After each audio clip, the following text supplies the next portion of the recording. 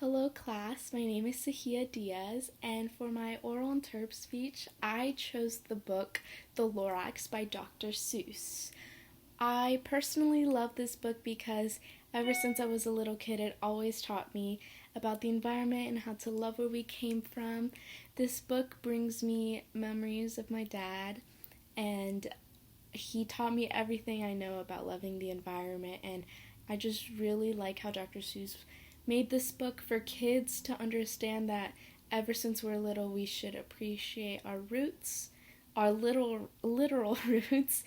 And so I am going to be reading page 1 through page 10. At the far end of town where the grickle glass grows, and the wind smells slow and sour when it blows, and no birds ever sing except old crows, is the street of the lifted Lorax. And deep in the grickle grass, some people say, if you look deep enough, you can still see, today, where the Lorax once stood, just as long as it could, before someone lifted the Lorax away. What was the Lorax? Why was it there? And why was it lifted and taken somewhere from the far end of the town where the grickle grass grows? The old Onceler still lives there. Ask him, he knows. You won't see the Onceler, don't knock on his door. He stays in his lurkum at the top of his store. He stays in the lurkum, cold under the floor, where he makes his own clothes and muffled move. And on special dank midnights in August, he peeks out the shutters, and sometimes he speaks and tells how the Lorax was lifted away. He'll tell you perhaps, if you're willing to pay. On the end of the rope he lays down his tin pail, and you have to toss in 15 cents and a nail, and a shell of a great-great-great-grandfather snail.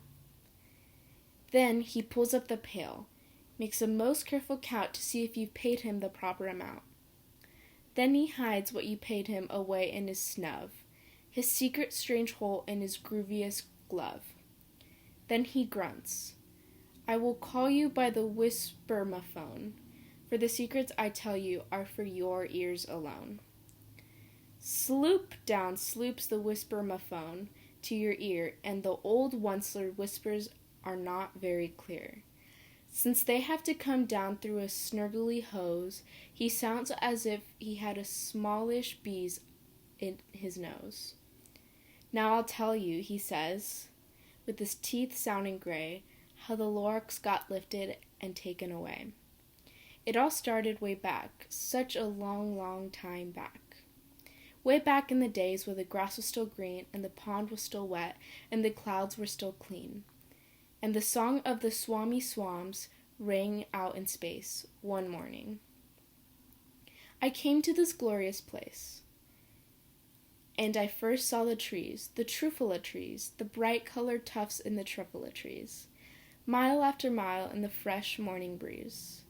And under the trees I saw brown barba lutes frisking through their barbaloot suits, as played in the shade and ate the truffula fruits. From the rippleless pond came the comfortable sound of the humming fish humming while splashing around. But those trees, those truffula trees, all my life I'd been searching for trees such as these. The touch of their tufts were softer than silk, and they had the sweetest smell of butterfly milk. I left a great leaping joy in my heart. I knew just what I'd do. I'd unload my cart. In no time at all I had built a small shop. Then I chopped down a truffula tree with one chop.